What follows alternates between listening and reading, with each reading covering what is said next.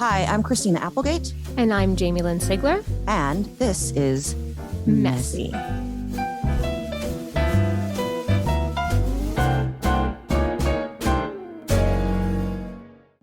Hi, everybody. It's Christina. And Jamie. And welcome to Messy. And today is like our favorite thing to do, where we read emails from our listeners, acknowledge them, and learn something about ourselves in the interim sometimes. So here goes. Our first message is from Kate. Hi, Christina and Jamie. I'm Kate and live in the UK, Cornwall. I was diagnosed with MS back in 2007 at the age of 27. Seems like an age ago. Since then, I've had a son, become an artist, bought houses, and after refusing treatment for many, many years, I started Ocrevus 2 years ago. I haven't told anyone that I live with MS, which I call Marks and Spencer's. Yeah, we call it middle school over here. A food and clothing shop over here. I like to give it very little energy whilst being quietly aware and not in denial. I have kept it very secret forever, and I think it's time to come out. I was sitting watching the TV and saw your podcast on Spotify. I thought I'd take a chance, message you, and see if you'd like to help me come out somehow. There's so much for your time. Oh, thanks so much for your time. Best wishes to you both, Kate. This is a you question because I had to come out. No hiding there. Well, yeah. I mean, look, I think that there's a lot of reasons why people don't feel ready to come out. Whether it's about how others are going to view you, whether it's about a state of a denial you're allowed to let yourself live in, where, you could feel like you could live this double life where you pretend like you don't have it, and you can pretend that it's not part of your everyday. And then there's also reasons where you fear what people will think of you and what you fear how people will judge you or limit you. So there's so many personal reasons as to why, but the most important thing now is you feel like it's time to come out. If this is an episode you're going to direct your friends towards, and you want us to say something to them, maybe we can take this opportunity. So for Kate's friends and family, she lives with MS. It's one of the hardest hands to be dealt in life. We talk at great length here about that. It can chip away at your body, at your self-worth, at your dreams and hopes and all of the things.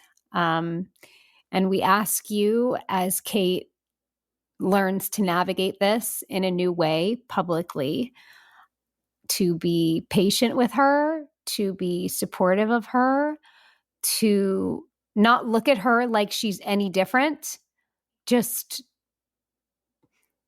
make her feel comfortable to ask for help, I think would be my biggest message. Yeah. I don't know what it says. Is there Can't anything add to you that. want to add? No. Well, we love you, Kate, and good luck. We love you, Kate. You're going to be okay, Mama. Trust me. It's the only thing that's changed, honestly, in all of this is kind of yourself. Your friends and your loved ones are going to still love you. Nothing about you has changed in their eyes. So Just remember that. That's beautiful. Perfect. Geez, Danielle's is quite long-winded, Jamie. So she is, Danielle. No offense, Danielle. It's just a long one. I got you. Dear Christina and Jamie, I was diagnosed with MS on July 20th, 2023. I consider myself to be extremely fortunate. I was diagnosed just 6 weeks after my first noticeable symptoms and relapse. I have many lesions in several areas of my brain and several lesions on my cervical spine as well. My symptoms are relatively mild, mostly numbness and tingling in my hand, mouth, and face. I started Ocrevus in September 2023 and have had no new lesions or relapses since then, although my initial symptoms didn't go away. They are a constant reminder that I have MS. I'm reaching out to you today after something Jamie said on the episode titled, "I don't want to feel like I'm broken anymore." It really resonated with me. You talked about trying to embrace some of the necessary lifestyle changes as things that are good for your body, despite having MS. Things that are just good, healthy habits for anyone as they get older. I'm a 47-year-old woman, wife, elementary teacher, and mother of 3 awesome kids. I wake up every morning at 5 to start getting everyone ready for school, and most days I don't stop going until after 9 p.m. It isn't until then that I finally have a chance to sit and decompress. I end up staying up until 11 or 12 just so I can binge some mindless television shows or catch up on schoolwork. Sometimes I feel like it feels like a miracle that I even managed to get dinner on the table every night. My kids are all involved in extracurricular activities, and even though my husband is incredible and helpful, I am just always super busy and running in a million directions, like many working moms. I know all of the things I should be doing. I should be eating more healthy. I should be getting more sleep. I should be exercising. Exercise is the one thing my specialist has been drilling into me, reminding me how important it is for me to do to ensure a more positive outcome of living with this disease for me. I'm just struggling so much with finding a balance. I recently suffered a bad muscle spasm after pulling a muscle in my back during a morning of snow shoveling. The pain was so bad, I passed out and my husband called an ambulance. I am fine now, but it took that scare and a script for physical therapy from my doctor to get me to force myself into doing something. I've gained 25 pounds over the last 5 years and I miss my old body. I started going to PT twice a week, even though it felt like a game of Tetris, trying to figure out how to fit it into my schedule, but I did it. I've started really trying hard to do my exercises every day, and my therapist has been great at making me do things to strengthen my core and help me get my back in shape. I need to do better. Listening to the two of you is finally lighting a little fire under my butt to get my act together and put myself and my needs first for a change. I spent the last 16 years taking care of everyone else, my husband, my children, my students, my colleagues, my friends. Everyone else has always come first. I haven't figured out how I'm going to do it, but thank you for reminding me that it's time to take care of myself first again. In strength, Danielle. Danielle, I'd like to say something too really quickly before we dive into, the meat of your story. You don't have to be perfect at MS. Mm-hmm. Like, yeah, okay, there are things we should be doing. I hear it all the time, what I should be doing. And I do, but you don't have to be perfect at MS because you've already tried being the perfect wife, the perfect mother, the perfect teacher, the perfect everything. You don't have to be perfect at this. You're allowed to go, you know what? I don't feel like it today, and that's okay. So just try to remember that. It's very true. And I think the stress of trying to be perfect actually does more harm than the things that you would be doing. A day of rest can do more than a day of exercise sometimes with MS. And it's about finding that balance. It's about finding the moments that you do feel strong. I think we can sometimes get overwhelmed with the shoulds. And I think in general, like the health and wellness, while it's so wonderful, all of the information at our fingertips of how we can better ourselves and our health, it can also be very incredibly overwhelming and feel like a lot of pressure that you're never living up to doing all of the things, and I myself have succumbed to that pressure many times and been overwhelmed and crashed and burned. So you have a lot on your plate. MS is its own fucking platter on the side of your already full plate of just being a mom and a wife and a teacher and a friend and a daughter and a sister or any of the other roles that you have in your life. So give yourself some grace. I think you need to take the should out of it all and just do what you can. I was listening to a podcast recently where this doctor was talking about 5 things that he recommends to any patient of his, whether they're dealing with cancer or MS or just fatigue or aging and wanting to better themselves. And it's 4 things. And it's like relaxation, food, movement, and sleep. Tackle one at a time of where you think you could maybe improve. If you're getting enough sleep, good, check the box, take it off. One of the things for me is I have no fucking idea how to relax. And I know that is so important to my health, but I get caught up so much in the should, that I know that my body's paying for it. And MS is the beautiful beast that tells us right away when we're not doing the right things or not serving our body well. So take some time, listen to your body, take the should out of it. And like Christina said so perfectly, like there's no perfect way to do this. It's different for everybody. It's different how everybody does it. There's no right or wrong. Being kind to yourself and grace and giving yourself grace about how you do it, I think is the most important thing. Yeah. One other thing I wanted to mention, because you talked about Ocrevus and not understanding why you still have some symptoms. I wanted to be clear about Ocrevus. Does not reverse neuropathy or the things that we deal with. It slows it down. And, it took me a long time to really understand when my doctor was telling me, like, it's not necessarily going to, like, it's all going to vanish overnight because you're on Ocrevus. But I do believe in that medication. And, keep getting your blood tests done because it's important to know if it's working, that your B cells are nice and low. Those are the things I'm learning right now. So just keep doing what you got to do, but don't think you're doing anything wrong. You're not doing it wrong. Just, that's all I have to say. Yeah.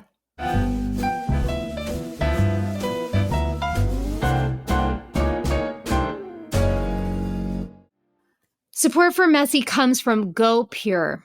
The area on my neck has been plaguing me. It's a new thing. It's a new thing in the mid-40s. And I'm now paying attention to neck cream. And we have found the mecca of neck creams. It's called Go Pure. They're Tighten and Lift neck cream. The skin on our neck just gets thinner and more delicate and less oily than facial skin, which means it requires specialized care.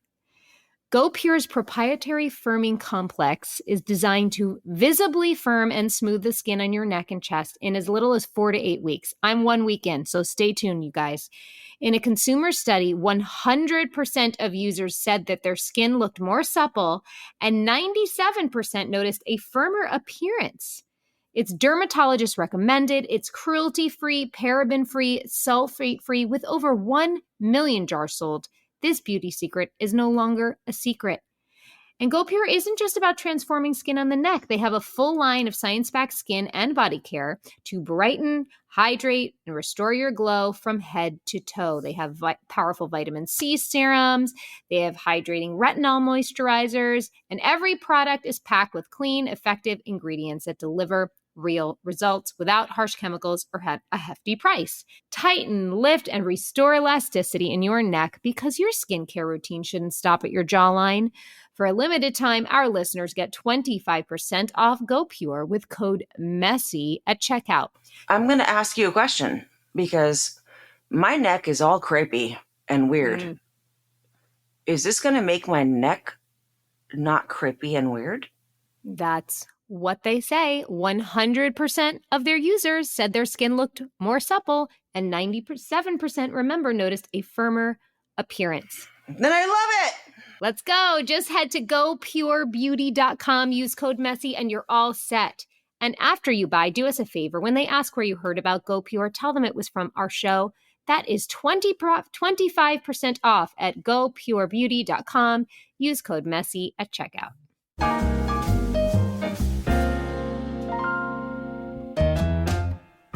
This next message is from Vicky. Your podcast caught my attention a few months ago. Although I'm not dealing with MS, I can relate in some ways and appreciate your sense of humor. I had brain surgery in 2022 to remove a large meningioma.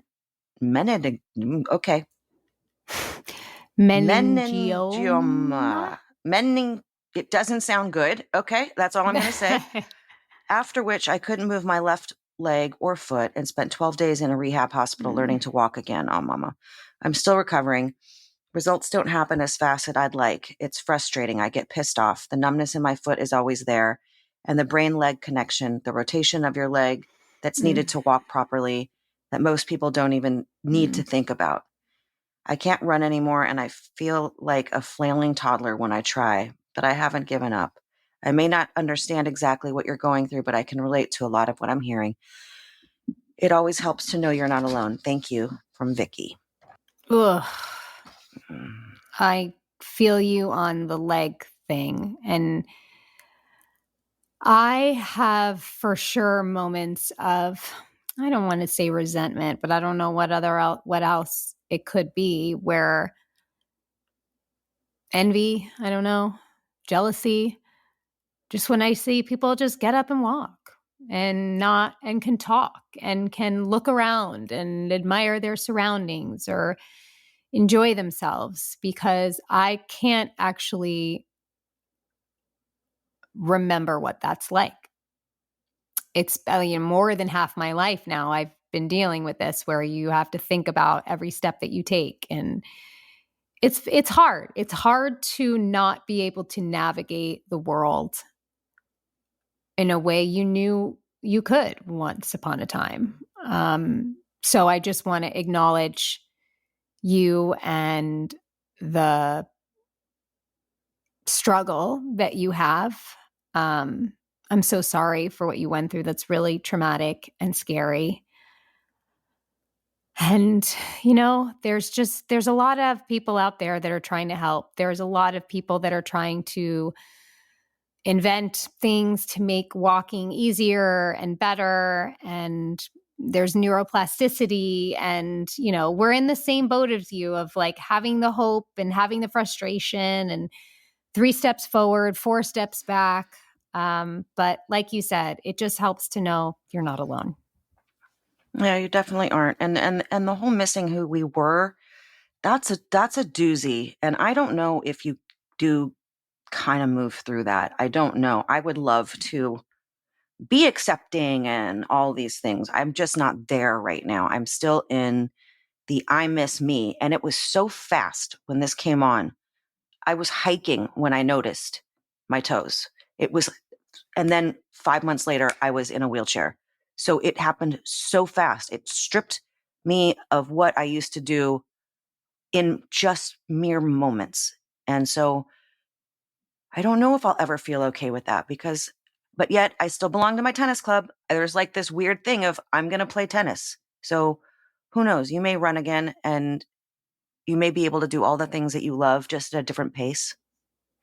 Yeah, I was fed something on Instagram, and it was this woman talking about how she wished specifically like that she could speak to doctors that diagnose people with chronic diseases, to never say this is incurable and you'll never get better, because the worst thing that you can do to somebody with a chronic illness is take away their hope. So I think you talking about like still having the membership to your tennis club shows a lot of strength, because you're holding on to that hope. Because how can you ever ask a human to like not plan for their future? This is like, even though we're told to live in the present and be present, yes, but like we still have to dream and plan and look forward to things, to be happy and to experience happiness. So hope, I think, is a huge part of this, and necessary, I think, to survive. That's all I got right now. Well, good.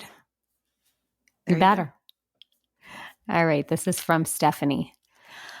Hi, I am Stephanie and I am from NYC. I just started listening to your podcast and I really love how raw and real you all are. It's very inspiring to listen to you all talk and share your experiences. I am a big believer in telling your story. When you share your story, you give strength to others. Although I believe this, I wish I was brave enough to tell my story, but my MS diagnosis is new and I'm not sure how to introduce it to the world. I love how you talk about being your authentic self. In order to be authentic, you need to be vulnerable. You need to be brave and have the courage to discuss all that's happening to you. I am strong in the sense that I can power through things, but unfortunately, I also can live in denial, which is what I did for a long time. They tried to diagnose me 20 years ago, but since the symptoms had been so mild, I ignored it and buried it in the hopes it would go away. I'm ashamed for being so careless with my health, considering I was diagnosed with breast cancer in 2019. Cancer made sense, believe it or not. I had steps to take and did what I needed, but this is scary. I don't understand it, why it happened, what's going to happen. I hate uncertainty, and this is the worst case scenario for someone like me. Hopefully, I get to a place of acceptance and understanding, a place of self-advocacy, and one day an advocate for others. Right now, it's one foot in front of the other. Keep up the good work. Thank you, Stephanie. Yeah, Stephanie, it sucks. I'm sorry. I'm just gonna say it. And I had breast cancer too. Totally doable. Totally doable. And I know that's a weird thing to say, but do you feel that way too? That like with cancer compared to MS, like cancer, there was a plan, right? Like if you do these things, if you catch it in early enough, of course, because I don't want to say someone who's coming in at stage 4, of course, that's a much harder road, but it was like super early, super treatable, didn't have to have radiation, didn't have to have chemo. Like it was easy, believe it or not, compared to this. Yeah. And I had a double mastectomy. It was easy compared to this because this is scary because it's forever, you know? It's forever and it can change on a dime. And that's what frightens me all the time is the days that I have where I'm feeling better, not great. I never feel great. So I don't want to bullshit people and say you're going to have great days. Some people do. Great. Good for you. Proud of you. Congratulations. I don't. I have better days and I have shittier days.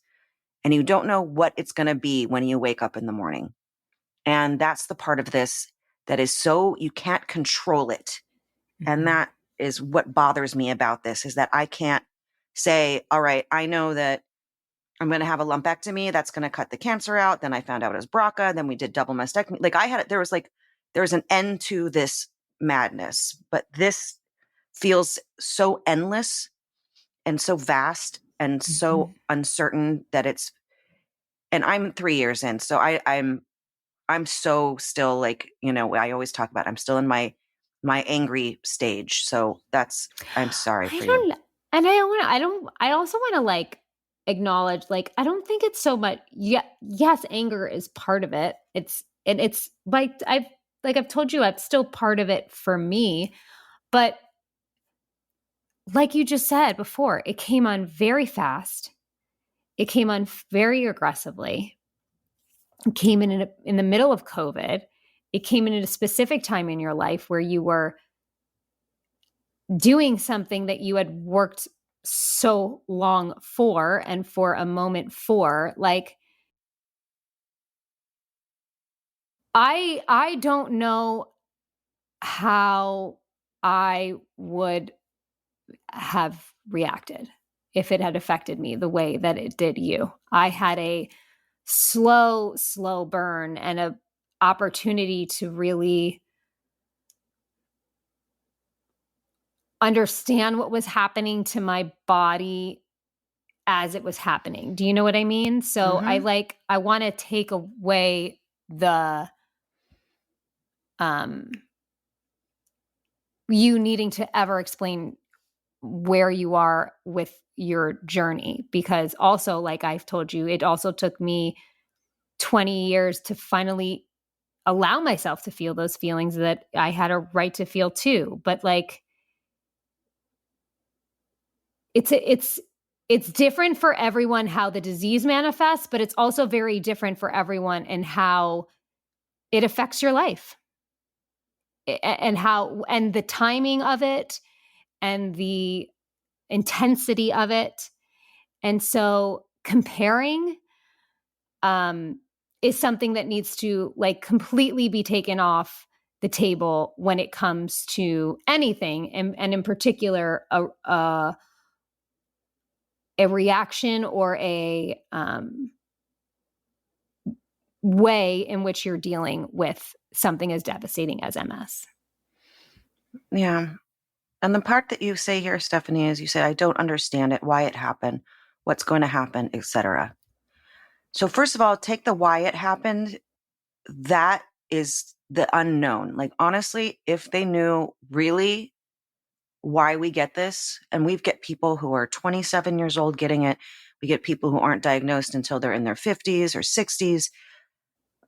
take that off, because you also say here that I'm ashamed for being so careless with my health. So we can't sit here and blame ourselves or have other people want to ask, how'd you get it? What did you do? It's always got to be that question. And that question bothers me so much because they really don't know.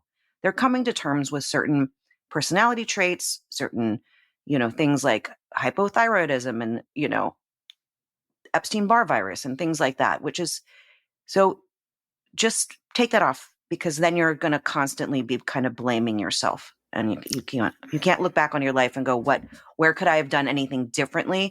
Because you can't now. And even if you were like completely treating your body like absolute shit, you still can't blame yourself. Honestly, it's that will kill you faster than anything else. Yeah. I mean, there's plenty of people out there that treat their bodies like shit forever and don't develop any diseases. There's no rhyme or reason to this. I mean, yes, researchers are trying to figure out certain things that we all have in common, but in the end of the day, you are not responsible for why you have this. It's not your fault. No, I've had people who are like, but I don't understand. I did yoga every day and I'm vegan and I'm never smoked. I've never drank. I exercise all the time and I got MS. You're like, and? Okay. So you're perfect and like you got this disease. Like, do you think that everybody does something wrong to get something? Right. You can't think that way. You can't. You did nothing wrong, Stephanie. You're okay. Yeah. You can't put that on yourself on top of dealing with this. You got to take that off the table. Yeah.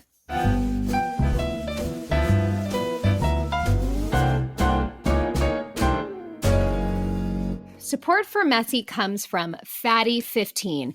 I don't know if you're like me and you've been noticing, or maybe it's just because I'm about to turn 44, that I've been getting served this Instagram thing that's saying that we accelerate aging at the ages of 44 and 60. So I am right in the zone for figuring out, how do I combat aging in the healthiest way? We're talking about trying to stay healthier, live longer, slow the progression.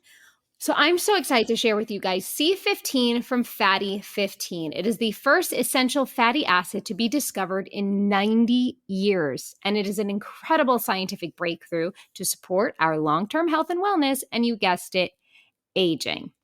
Fatty15 co-founder Dr. Stephanie Van Watson discovered C15 while working with the U.S. Navy to continually improve the health and welfare of aging dolphins. And in this study, it led her to define a nutritional deficiency called cellular fragility syndrome. And it's caused by a lack of the essential fatty acid C15. That study literally just came out this year. And as many as 1 in 3 people worldwide may have low C15 levels and cellular fragility syndrome. So Fatty15 is this science-backed, award-winning, vegan, patented, 100% pure C15 supplement, and it is vegan-friendly, free of flavors, fillers, allergens, or preservatives. Fatty15 has 3 times more cellular benefits than omega-3 or fish oil. And best of all, it comes in this gorgeous reusable glass bamboo jar. Refills are shipped right to your door. It's time to get on this, guys. Fatty15 is on a mission to replenish your C15 levels and restore your long-term health. You can get an additional 15% off their 90-day subscription starter kit by going to fatty15.com/messy and using code MESSY at checkout. Support comes from OneSkin. There are plenty of skin products out there promising to turn back time, but do we know that they actually work? With OneSkin, there is no guesswork. Their products are backed by lab and clinical data, and it's powered by the proprietary OS01 peptide. OS01 peptide is the first peptide scientifically proven to target zombie cells. What are zombie cells? They are dysfunctional senescent cells that speed up aging at the cellular level. And you can only find OS01 in OneSkin's moisturizers, sunscreens, and now in their latest product, OS01 Hair. This daily scalp serum tackles those same zombie cells, but instead of targeting lines and wrinkles, it combats the aging cells in your hair follicles to reactivate your natural growth cycle. I have told you before, and I can only rave about OneSkin's products for my skin. I have seen a remarkable difference, and I am so excited to now try OS01 hair. OneSkin was founded in 2016 by an all-woman team of scientists with PhDs in skin regeneration, stem cell biology, immunology, and bioinformatics.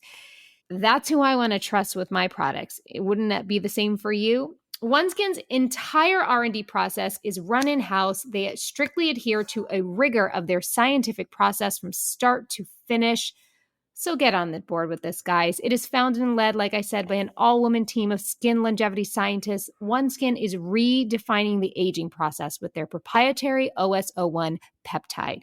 Get 15% off with code MESSY at oneskin.co. That's 15% off oneskin.co with code MESSY. After you purchase, they'll ask where you heard about them. Please support our show and tell them we sent you. Invest in the health and longevity of your skin and scalp with OneSkin. Your future self will thank you.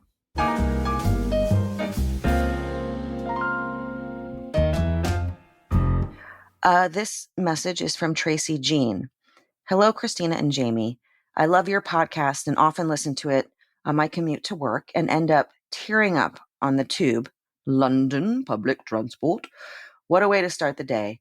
I have a chronic health condition that at this time is manageable, but I relate to so much that you cover, especially when it comes to society's perceptions of what women should do or look like. However, that's not why I'm getting in touch.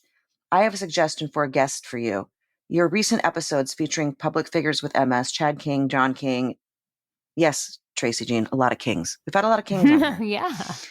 Caused me to recall an anarchic stand-up comic who was a teenage hero of mine, Tim Ferguson, who stepped out of the spotlight and broke up the successful trio at the height of his fame, and we didn't know for years why, but now are aware that he had MS. Years later, the group did a reunion tour where they all took the piss out of each other as only good friends can, while Tim appeared on stage in his wheelchair. He's had to reinvent his life and is now an advocate for the rights of the disabled people in Australia and in media representation. I know you never run out of things to talk about, but can imagine the three of you will have an amazing conversation. Thank you for all that you are putting out into the world. It's too bad his name is not Tim King, because then then he'd for sure be on. He would for sure be on Tim King. No, but that's a great idea. Thank you. We're going to add it to our to-do list of people that we'd love to have on. Yeah. I want to learn about this trio. Me too. Who's this trio? What's this trio about? Lady, you got to mention these things to us. I also I'm always very interested in people that find the strength to reinvent themselves and pivot, because I feel like sometimes I'm constantly still trying to do the same things and be the same thing with this. And to be honest, a lot of the times, life comes back at me like, nope, you can't. Nope, it's not working anymore. So I think it would be nice to have a conversation with somebody that was able to sort of pivot in a way and still find their joy and happiness, because that's hard for me. You can't say pivot, Jamie. Oh, shit. I forgot. Fuck. Oh. Because now I was listening to you, then I stopped listening to everything you were saying. Because all I can hear is pivot. Pivot. I was just basically saying the same shit over and over again. You said pivot like 4 times. I was like, fuck. She's taking me so far out of this. Tracy Jean, I don't know. I mean, of course you have friends in the UK. But the episode with pivot and with bringing the bed up or the couch, whatever it was, and what's his name going, pivot, David. Sorry, that's his name. We need your word book next to your bed. Find me some new words for pivot, please, so I could stop saying it. I'll put it in Post-its on my laptop. Flippity-doo. Flippity-doo. I love people who just flippity-do their life. Just flippity-do it. 180 or 180. I love when people say he totally took a 360 and you're like, really? That's not great news. Haven't you heard people say that? And you're like, yes. I know you meant 180. I know you meant it. Yeah. But you're like, he's doing so well. He's totally taking a 360. And you're like, it doesn't sound so great. So Sounds pretty he awful. made no change? No change at all? No change. But all right, Tracy. So we're on it. Thank you. Yes, thank you. All right, this is from Jennifer. Ball of trauma episode. Fucking wow. I have so many thoughts rolling around in my head from this episode. First, I feel compelled to mention something I heard from another podcast to Jamie regarding her son. Jamie told a story about how her son has become interested in music since his illness. Here I may be telling you something you already know. I listened to Where Everybody Knows Your Name with Ted Danson, where Mary Steenburgen talks about hearing music after a surgery. It's crazy. Susan Appleby was spot on with the term ball of trauma. You did not Susan Appleby me, Jennifer. She sure did. Oh, come on. My trauma is also in my stomach and causes chronic fatigue. I've been to a gastroenterologist so many times that there is nothing that fixes my stomach problems. I told him all I can think about is how much my stomach hurts. He said, stop thinking about it. What the actual fuck? Isn't this your specialty, dude? Unfortunately, my daughter has the same issue. Your podcast is amazing. I take so much from your show, even though I don't have MS. I'm newly separated from my husband of 32 years. He suffered a trauma as a 13-year-old and hadn't begun dealing with it until about 3 to 4 years ago as a 50-year-old. I had no idea until then. Things had been rough in our marriage and dating life, but I didn't understand why, and now it makes sense. He has bipolar disorder, which then causes him to drink and make bad choices repeatedly. He's a good person, but he does bad things. For the sake of my children and myself, I had to end our marriage. The hardest fucking thing I've ever done. I've been a stay-at-home mom and haven't had a serious job since I was 31. I'm now 54 and trying to reinvent my life. Anyways, this was a long way of telling you that your words give me strength and hope. So thank you. Keep doing what you're doing and let the sun shine on you. Jennifer. Oh, Jennifer, stomach problems, worst ever. I don't care what other things you have, but when it comes to that ball of trauma in the stomach, that is like, it's insufferable. And I'm so sorry. And I haven't been in the hospital for a month, which is really, really amazing. And I don't know what I'm doing differently except for not letting people piss me off.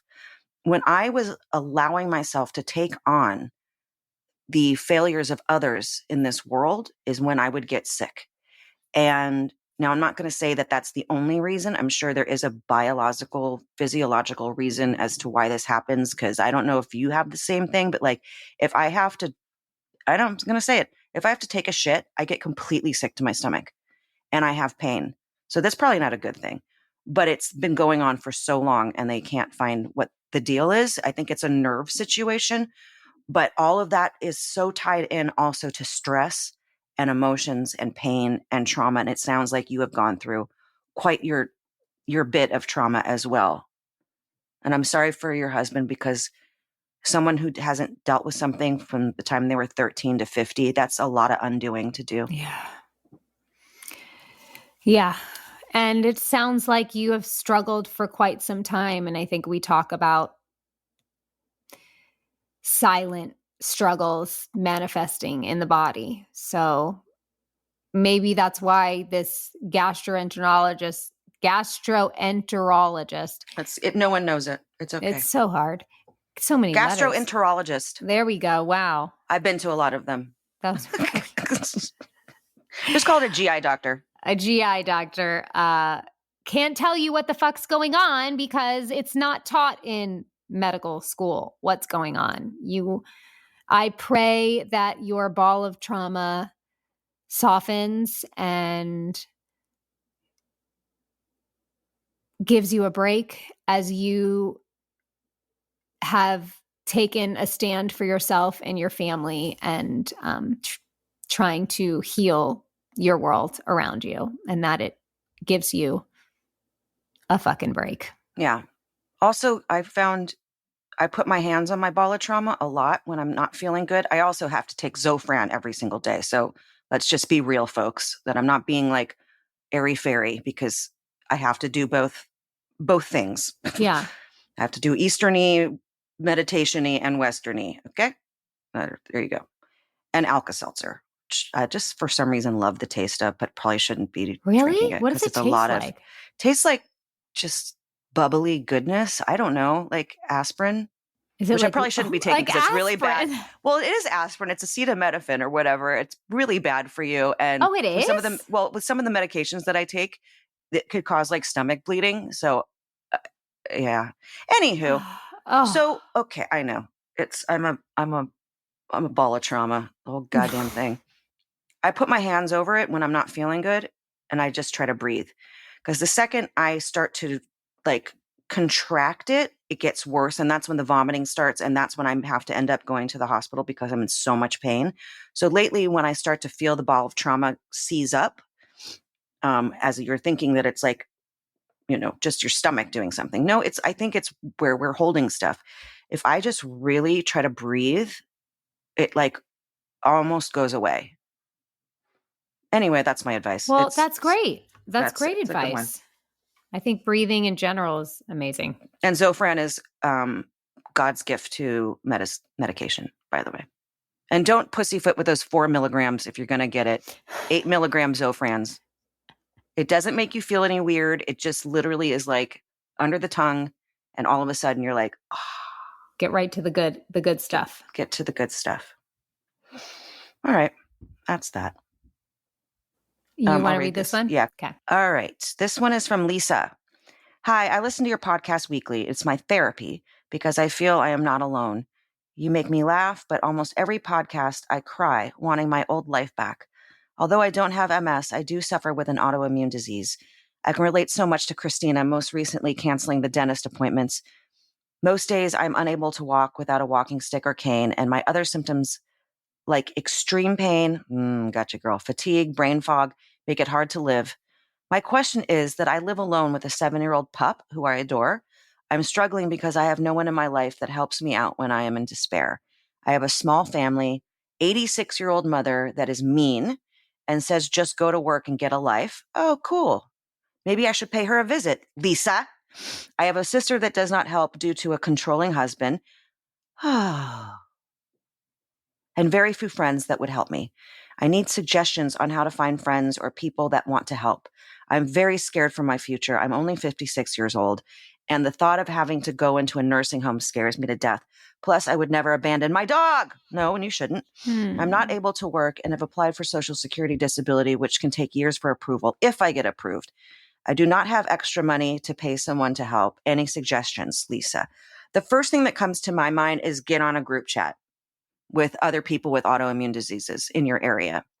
Like, because they might have caregivers, they might not have it, a different kind of autoimmune where they're able to help. But if you start to get a trust with people, you're not going to feel alone. Fuck these other people that are, sorry. I know, I'm just telling you to go fuck your mother. Whatever, you know what I'm saying. Just get on there and find some people you trust. I did it I have a friend named Cindy who I have never met face to face, but we have been talking on the phone pretty much every single day for almost 4 years. And I found her on Twitter. Wow. And she's now one of my dearest friends. So, and I know that if she was able, she would be here in like 2 seconds, but then we'd both be falling all over each other. But then anyway, that's what I have to say about that. Or Facebook. There's groups on Facebook you can find. I mean, you need community. Yeah. That is the perfect advice. What's the app that I have? It's like MS something. Or we have our Discord. We have our Discord, so you can go in there.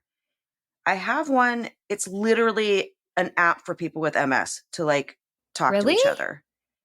Yeah, I can't find it right now because I have too many apps. But I mean, I'd say look up that kind of thing because you don't have MS, so why am I even saying that? No, she does. She does. Oh, she does have MS. No, she says, although I don't have MS.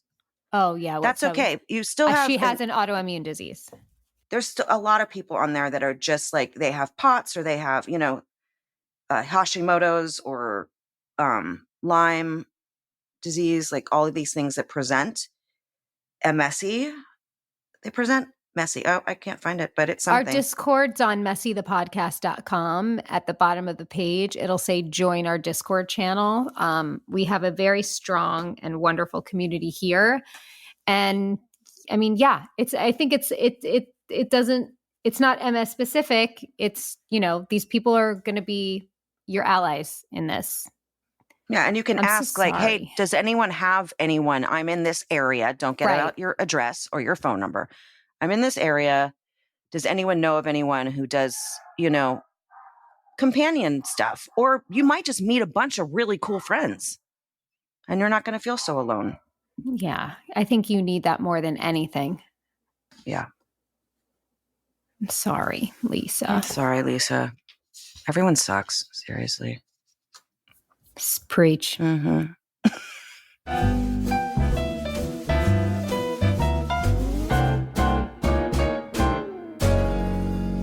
Support for Messy comes from Function.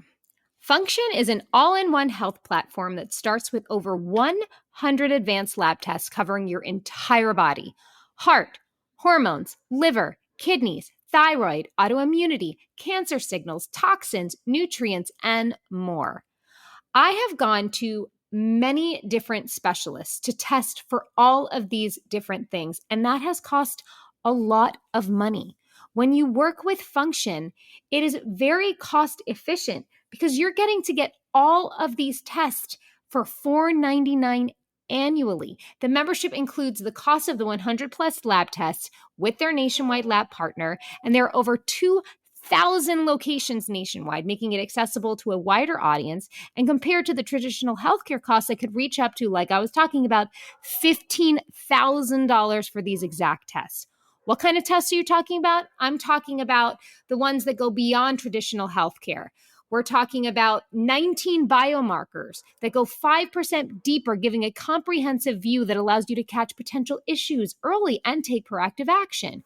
You're getting to learn about food and emotions, mastering stress, increasing motivation, optimizing your hormones, your appetite control, boosting metabolism, energy and immunity, fat burning. These are all things that you can learn to take better care of and combat with your test for Function. And Function currently has a wait list, but they're offering our audience a chance to skip it. Head to functionhealth.com/messy or enter code MESSY when signing up to skip the wait list. That's functionhealth.com/messy and use code MESSY.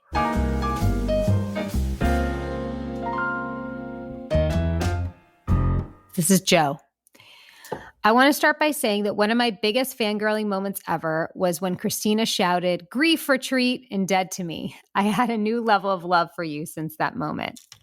I'm Joe, 46, with relapsed remitting MS. I'm in Congratulations. the Sorry. UK, and I've been diagnosed for about 5 years. I've recently given up my job after 24 years there. So when I listened to your episode with Chad King, where you all spoke really emotionally about having to give up the things you love, it hit me hard. Don't get me wrong. I have never done anything as cool as any of you. I was just a lowly civil servant. I'm sorry. That's cooler nope. than what we do. So, Yep. But I loved the work and the people, and I felt useful. Leaving was hard, but necessary. I now focus my energy on looking after my 2 teens, both of whom are autistic and are making their way in the world. They lost their dad a few years ago, and so me and my brilliant boyfriend are finding new ways to make sure they have the confidence and love and support they need to thrive. Thank you so much for such relatable and honest moments. Those are the ones that really help. Much love for the future, Joe. Oh, Joe. Oh, Joe. You've been in such service your whole life. I'm so sorry for the things that you've had to endure and continue to, but you sound wonderful. You really, I'm so glad you have this brilliant boyfriend, like you call him. And I'm so glad your boys have you in their life as their role model and as their hero. No doubt they feel that way. yeah, having to go in a new direction, I'm not going to say the P word, is hard. You can't say it. You know? You can say it. I'm not going to take away things from you, honey. No. Well, giving up the things you love, maybe we can look at as leaving room to find new things you didn't know you loved that you can learn to love, because that's the only choice we've got. And also, I mean, I have a friend who has 2 autistic sons as well. And I know how much energy is taken on that, you know? And maybe all of this is to get to be more there for them too. I know it sounds really weird, but it kind of is the one thing for me that I think about, is that I'm getting to be here 24/7 for my child. Yeah. And she's going through, being lots of things, but also being 14. But it's like the one thing that I am kind of grateful for this fucking disease is that I'm home with her. I'm not missing any more moments. I'm 100% here for her. And I know that I'm not putting up balloons for our party. Okay. I'm just saying that I try to remember that, okay, I'm not working anymore. I don't know if I ever will, but I'm here for her when she needs me the most right now. That's such a beautiful way to look at it, because, if we zoom out and we try to think about a greater plan of things, like, you're always where you need, exactly where you're needed. And like Christina said, it's such a good perspective. This is where you're needed in this moment. I hope you continue to be supported as you are. Well, if you have a brilliant boyfriend, you're like 1 in a million people who can like literally say those words together. Sorry. Yeah. Sorry, dudes out there. But honestly, to call a boyfriend brilliant, that's saying something. He must be awesome. She's also in the UK where they use more beautiful words than we do. Let's just face it. Okay. That's true. Thank you, Joe. This message is from Patrick. I want to thank you guys for your podcast. I have had MS symptoms since 93, diagnosed 2003. Knew something was wrong, but in denial. Listening to you gives me strength and confidence. Keep doing what you're doing. I love you both. Always look forward to the next show. Patrick. Well, thank you, Patrick. Thanks, Patrick. Okay. Short and sweet. We love you.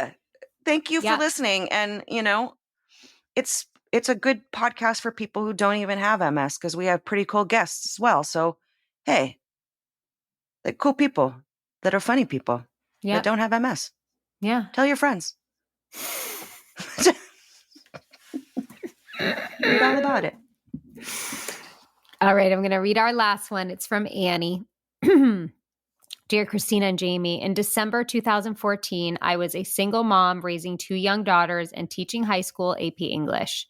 In January of 2015, I met the love of my life, a lifelong athlete obsessed with pickleball with grown children of his own. We got married, we were able to retire, and 9 months later, I was diagnosed with MS. I am one of the lucky ones. When I woke up with split and double vision, I had a good hospital to get to, an ER doctor that immediately recognized what was potentially wrong, and a neurologist who happened to be at the hospital that day. A few hours and 2 MRIs later, I was diagnosed. I had health insurance and subsidies to pay for my medication. Medication, as we all know, that costs nearly triple the average mortgage. My symptoms are tolerable. They could be just as easily confused with menopause, raising teenage daughters, babysitting grandchildren, and living in the state of Arizona where the heat just gets hotter every summer. Your podcast is my weekly reminder of how fortunate I am, how, especially as women, so much suffering is done in hidden silence. And most of all, that whether we have MS or other physical emotional challenges, everyone needs and deserves to be heard and supported. Some shit can't be fixed, but it need not be carried alone. My husband is a fixer. There was no fixing MS, so he did the next best thing. He took his passion for pickleball and created an annual MS charity pickleball tournament. Oh my God, I'm in love with him.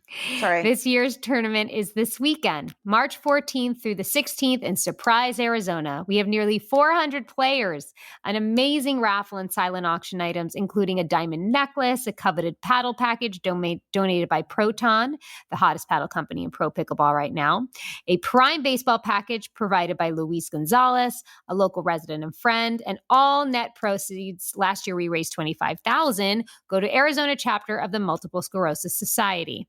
Half the players at this tournament are friends of mine and my husband. They play in this tournament on my behalf. This year they'll be playing in your honor as well. We have a tribute wall where I will be posting your names and a link to your podcast. Thank you for doing what you do. Much love, Annie. God damn you, Annie. I was trying to get through one episode without crying. One.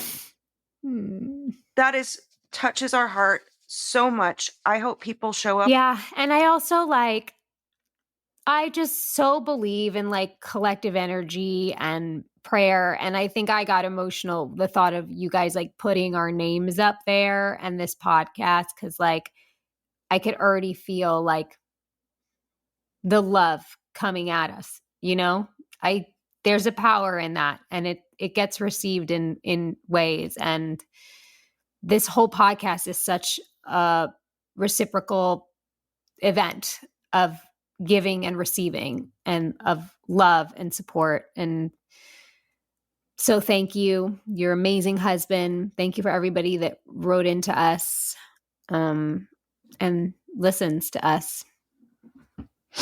Bitch and moan and laugh and cry and reminisce and dream and hope. That's all we got. Yep. That's all we got. Shall I pick a card? Pick it. Perhaps our eyes need to be washed by our tears once in a while so that we can see life with a clearer view again. There you go.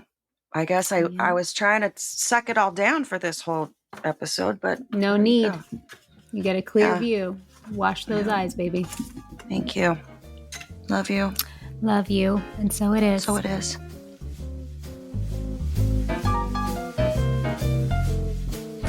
This show is executive produced by Christina Applegate, Jamie-Lynn Sigler, and Allison Bresnick. Our audio engineer is Josh Windisch. If you want to show us some love, don't forget to leave the show a rating or review.